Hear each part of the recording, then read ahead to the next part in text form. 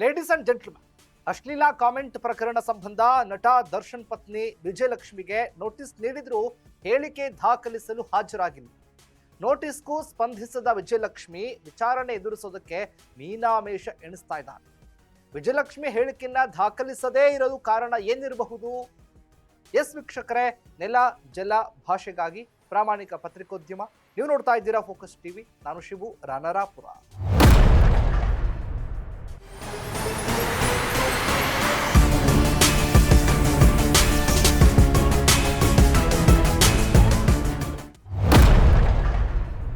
Social ಮೀಡಿಯಾದಲ್ಲಿ ತಮ್ಮ ವಿರುದ್ಧ ಅವಹೇಳನಕಾರಿಯಾಗಿ ಕಮೆಂಟ್ ಮಾಡಿದವರ ವಿರುದ್ಧ ನಟ ದರ್ಶನ್ ಪತ್ನಿ Vijayalakshmi Bengaluru city cyber crime ಪೊಲೀಸ್ನವರಿಗೆ ದೂರನ್ನ ಕೊಟ್ಟಿದ್ರು. ಈ ಪ್ರಕರಣದ ಸಂಬಂಧ ಕೋರ್ಟ್ನಲ್ಲಿ BNS 183 ಅಡಿಯಲ್ಲಿ ಹೇಳಿಕೆಯನ್ನು ದಾಖಲಿಸಲು ನೋಟಿಸ್ ಅನ್ನು ನೀಡಲಾಗಿತ್ತು. ಆದರೆ ಹೇಳಿಕೆ ದಾಖಲಿಸೋದಕ್ಕೆ ವಿಜಯಲಕ್ಷ್ಮಿ ಹಾಜರಾಗಿಲ್ಲ ಅಂತ ಹೇಳಲಾಗ್ತಾ ಇದೆ. CCB ಸೈಬರ್ ಕ್ರೈಮ್ ಪೊಲೀಸರು ವಿಜಯಲಕ್ಷ್ಮಿಗೆ ಜನವರಿ 21ರಂದು ನೋಟಿಸ್ ಅನ್ನ ಕೊಟ್ಟಿದ್ರು. ನೋಟಿಸ್ ನೀಡಿ 17 ದಿನ ಕಳೆದರೂ ಕೂಡ ಇದುವರೆಗೂ ವಿಜಯಲಕ್ಷ್ಮಿ ಹಾಜರಾಗಿಲ್ಲ.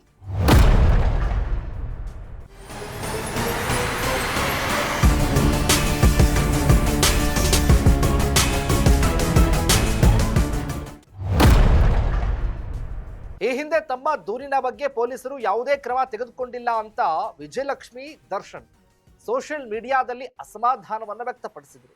ಈ ಬಗ್ಗೆ ವಿಚಾರಿಸಲು ಅಂದು ಸ್ವತಃ ವಿಜಯಲಕ್ಷ್ಮಿ ಪೊಲೀಸ್ ಆಯುಕ್ತರ ಕಚೇರಿಗೂ ಕೂಡ ಹೋಗಿದ್ರು. ಆದರೆ ಇದೀಗ ಪೊಲೀಸರು ನೋಟಿಸ್ ನೀಡಿದ ಬಳಿಕ ಕರೆ ಮಾಡಿಯೂ ಕೂಡ ಸಂಪರ್ಕ ಮಾಡೋದಕ್ಕೆ ಪ್ರಯತ್ನ ಮಾಡಿದ್ದಾರೆ. ವಿಜಯಲಕ್ಷ್ಮಿ ಇವತ್ತು ನಾಳೆ ನಾಡಿದ್ದು ಅಂತ ಮೀನಾಮೇಷವನ್ನ ಎಣಿಸ್ತಾ ಇದ್ದು ಇದುವರೆಗೂ ಕೂಡ ಯಾವುದೇ ರಿಪ್ಲೈ ಮಾಡಿಲ್ಲ. ಪೊಲೀಸರು 60 ದಿನದಲ್ಲಿ ಚಾರ್ಜ್ ಶೀಟ್ ಸಲ್ಲಿಸಬೇಕಾಗಿದೆ. ಆದರೆ ಸೈಬರ್ ಕ್ರೈಮ್ ಪೊಲೀಸ್ನವರು ವಿಜಯಲಕ್ಷ್ಮಿ ನಡೆಯಿಂದ ಬೇಸರಗೊಂಡಿದ್ದಾರೆ.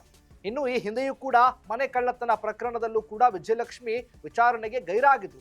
ತಮ್ಮ ಮನೆಯಲ್ಲಿ 3 ಲಕ್ಷ ಹಣ ಕಳ್ಳತನ ಆಗಿದೆ ಅಂತ ದೂರು ನೀಡಿದ್ದ ವಿಜಯಲಕ್ಷ್ಮಿ ವಿಚಾರಣೆಗೆ ಮಾತ್ರ ಬರಲೇ ಇಲ್ಲ.